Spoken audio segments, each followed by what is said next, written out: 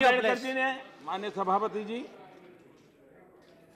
अपने आर्थिक चिंतन की उनकी विशेषताएं रही थी और वे औद्योगिकरण के पक्ष में थे।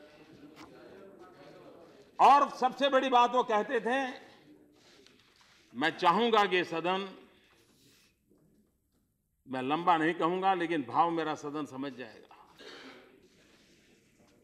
बाबा साहब आम्बेडकर कहा करते थे कि हिंदुस्तान में औद्योगिकरण होना जरूरी है। और वो कहते थे कि दलितों के पास जमीन नहीं है, वो जमीन के मालिक नहीं है, उनको अगर रोजगार दिलाना है तो जिसके पास जमीन नहीं वो कहां जाएगा। औद्योगिकरण इसलिए भी होना चाहिए कि समाज के दलित, पीड़ित, शोषित, वंचित के रोजगार के अवसर पैदा हो।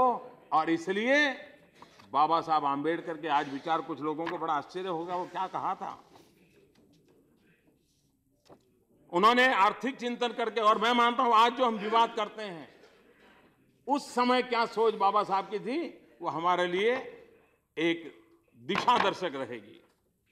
डॉक्टर बाबा साहब आम्बेडकर ने कहा था, राज्य का दायित्व है कि वह लोगों के आर्थिक जीवन की ऐसी योजना बनाए जो उच्च उत्पादकता की ओर ले जाएं, लेकिन ऐसा करते समय दूसरे अवसर बंद नहीं होने चाहिए।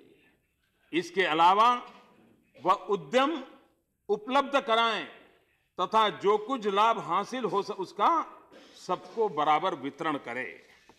डॉक्टर बाबा साहब ने कहा था कि कृषि क्षेत्र में उत्पादकता बढ़ाई जा सकती है, लेकिन इसके लिए पूंजी और मशीनरी में बढ़ोतरी के साथ साथ कृषि के क्षेत्र में श्रम में कटौती करनी पड़ेगी ताकि भूमि और श्रम की उत्पादकता बढ़ाई जा सके।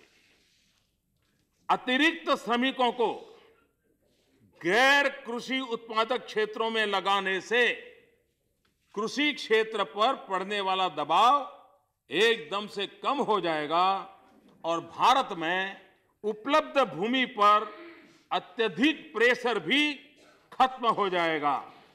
इसके अलावा